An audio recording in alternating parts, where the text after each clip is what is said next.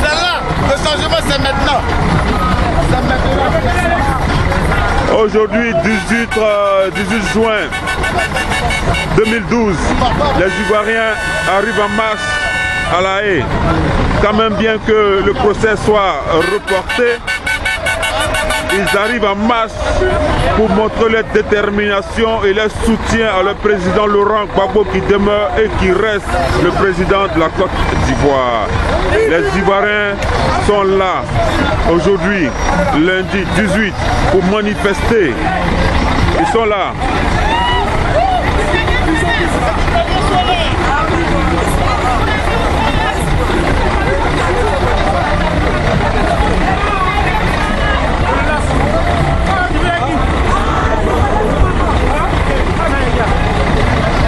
Ils sont là.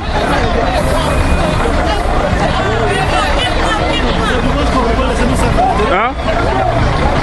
C'est dommage qu'on ne peut pas laisser le sac dans l'intérieur. Ah ouais, c'est vrai.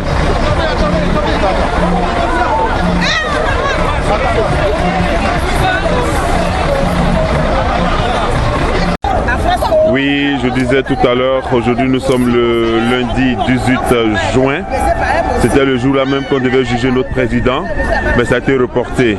Mais la détermination du peuple ivoirien, du peuple de Côte d'Ivoire, a dit qu'ils ne pouvaient pas rester en reste. Ils sont venus massivement pour soutenir le président et ils sont là en masse. Nous avons au moins 150 cars qui viennent de toute l'Europe et qui n'arrêtent pas d'arriver. Là vous avez le petit stand du groupe des chrétiens qui sont les hommes de Dieu. Vous voyez leur stand où ils vont manger, tout ça, que Dieu, ils ont mis Dieu devant leur combat. Et là, Dieu s'est manifesté et le soleil est là pour nous. Oui, Seigneur. Voici un groupe qui chante parce que nous sommes venus ici pour libérer Gbagbo. Nous sommes venus pour nous amuser. Voilà.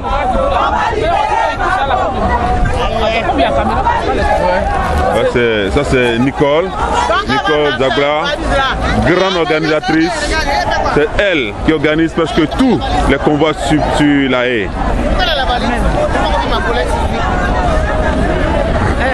Nous sommes à La Haye. Et il est 10 h. Et là je vous présente les cars qui sont arrivés de Paris, de toute l'Europe. Les cars qui sont arrivés de toute l'Europe, pour venir soutenir le président Laurent Gbagbo. Et je vous dis que ça n'arrête pas d'arriver. Les voitures personnelles sont arrivées de toute l'Europe. Ils sont incomptables parce qu'ils arrivent en masse. Et les Ivoiriens sont là en train de soutenir. Et là, nous avons les hommes de Dieu qui ont bien voulu nous accompagner là pour soutenir le président. Ils sont dans un programme de prière pour la délivrance de la Côte d'Ivoire.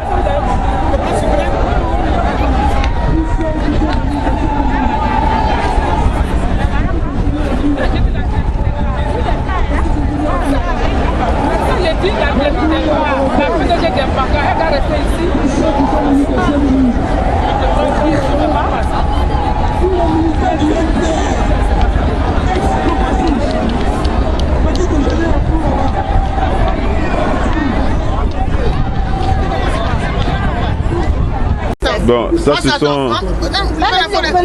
Le pain c'est en deux. C'est quoi, c'est du jus, ça? Ouais, elles sont en train de faire les sandwichs pour la résistance. C'est du jus? C'est bon, actuellement là c'est jus. Nous on n'a pas de passoire. Si ça là c'est plat, on prend un deuxième plateau. Bah j'ai dit, le pain comment? Tu me dis de pas couper le pain? Il faut laisser pour le moment. Les gars, il n'y a même pas de place. Mais il y a un plateau. Bonjour prophète Fernand, bonjour prophète Yvan. Aujourd'hui vous êtes ici à La Haye, c'est symbolique. Mais quel message vous voulez passer à vos frères africains ivoiriens ici et à vos frères ivoiriens au pays qui souffrent le martyre? Je tiens d'abord à vous dire merci pour cette sollicitation. Et puis je suis vraiment ravi et je suis vraiment jovial d'être là aujourd'hui en Hollande pour représenter ma nation, parce que vu ce que l'Afrique traverse, vu les inconvénients qui ont eu lieu depuis le 11 avril 2011 jusqu'à présent, nous trouvons que l'Afrique est dans une impasse.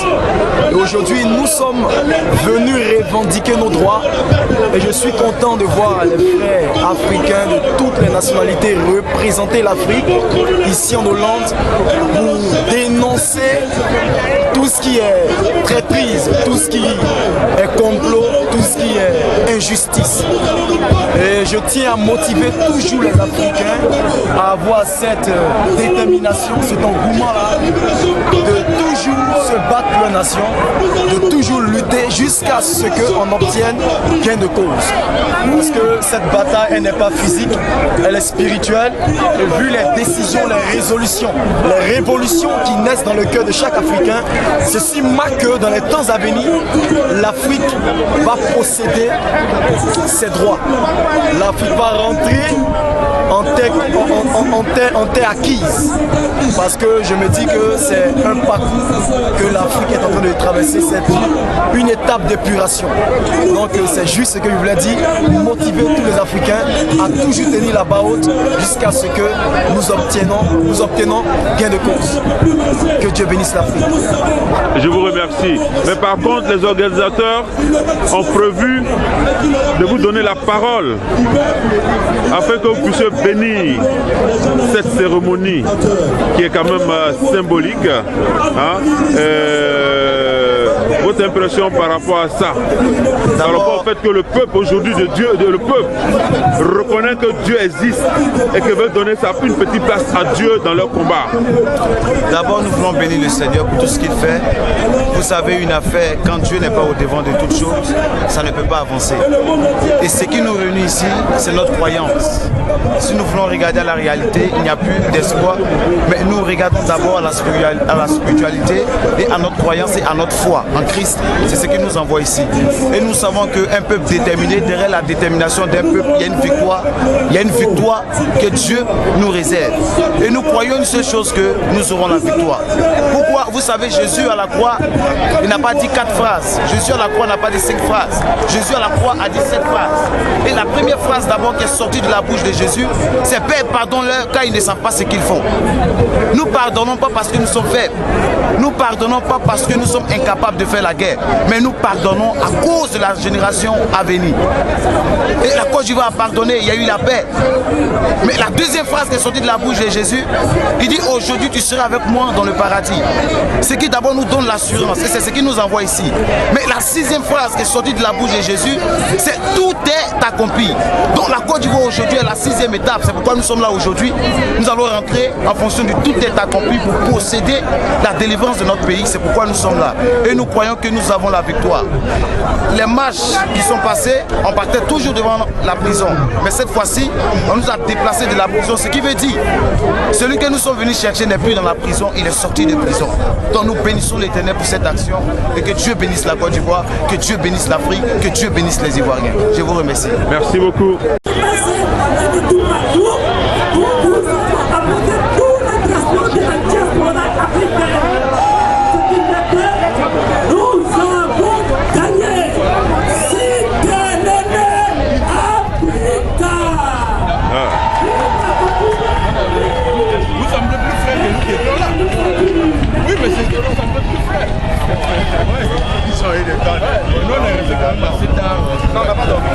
T'inquiète pas, il faut voir tout le monde. Là, il parle du temps là.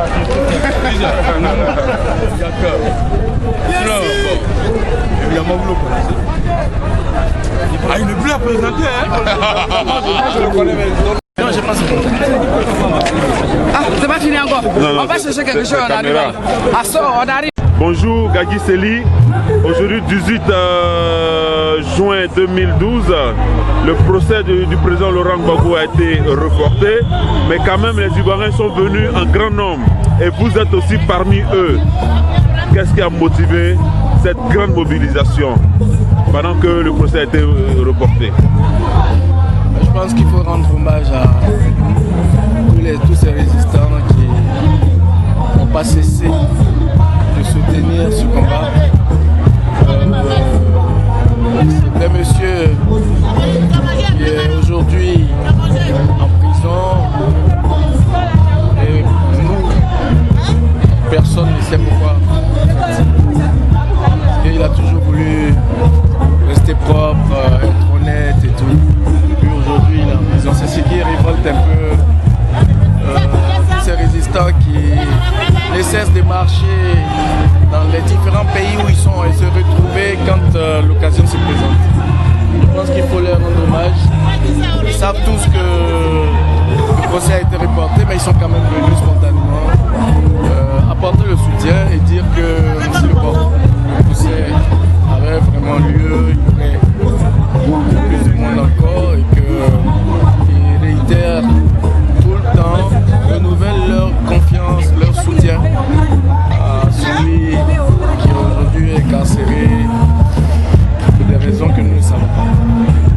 C'est ce qui motive le groupe d'artistes à apporter son soutien à cette manifestation. On a été contactés pour prester. Nous, on est artistes, on vient aussi, on preste, mais le combat nous interpelle aussi de temps en temps.